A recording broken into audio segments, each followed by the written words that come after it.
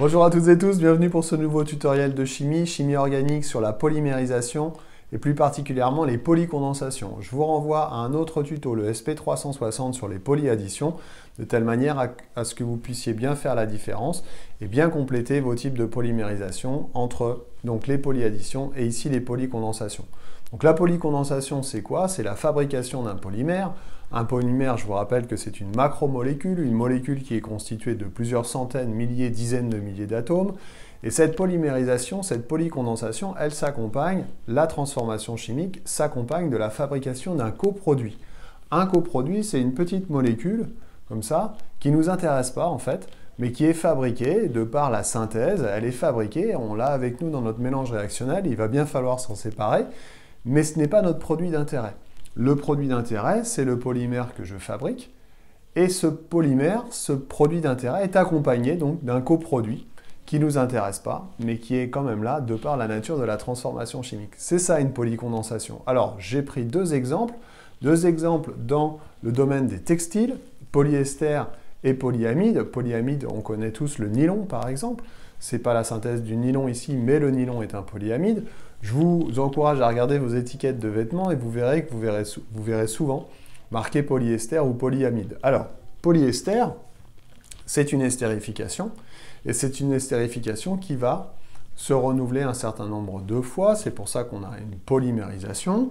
Donc j'ai pris un exemple avec ici un acide carboxylique, donc c'est un diacide de fonction acide, qui réagit avec un diol, une molécule d'alcool, un alcool avec deux fonctions alcool, deux groupes hydroxyle, de telle manière à ce qu'on puisse avoir cette réaction qui se fasse et que les petites molécules puissent s'accrocher les unes aux autres, l'acide à l'alcool à l'acide et ainsi de suite. Ça nous donne quelque chose comme ça, donc ça c'est le polyester avec la formation de la fonction ester que j'ai ici. Pour bien se repérer, j'ai mis un carbone, le carbone rouge de l'alcool, je le retrouve ici. Donc en fait, on va avoir, je pars d'ici, on va avoir ça qui se répète. Ensuite, on s'accroche sur la molécule d'eau, sur l'alcool, pardon. Donc si je fais de la chimie au lasso, eh ben, ça va me donner quelque chose comme ça. Et on s'aperçoit qu'on fabrique donc une petite molécule à côté qui est la molécule d'eau. On va donc avoir ici un motif, le motif du polymère, qui va aller donc jusque là. Et ce motif va se répéter n fois.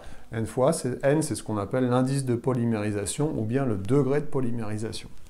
Donc, je reprends. La fonction acide, une fonction acide du diacide va réagir avec la fonction alcool pour former la fonction ester. Et à chaque fois que l'acide réagit avec l'alcool, il se forme une petite molécule d'eau.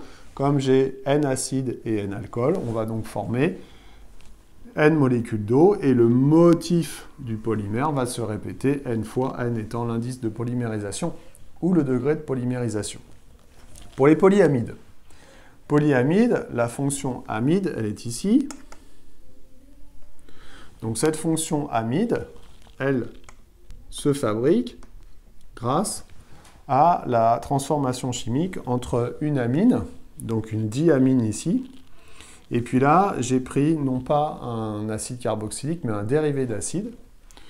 On va avoir de la même façon qu'au-dessus, si je fais de la chimie au lasso, on voit qu'on a HCl qui se forme à chaque fois. Quand la liaison NH rencontre la liaison CO, on a la formation du groupe amide et on a donc HCl qui s'en va.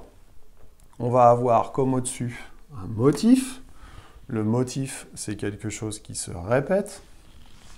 Voilà, ici, et ce motif va se répéter N fois avec formation de N chlorure d'hydrogène. Voilà, donc polycondensation, deux exemples. C'est donc la polymérisation avec formation d'une petite merdouille, un petit parasite qu'il va falloir enlever au cours ou à l'issue de la synthèse. Voilà, j'espère que j'ai été clair. Je vous dis à bientôt pour d'autres tutos. Bye bye.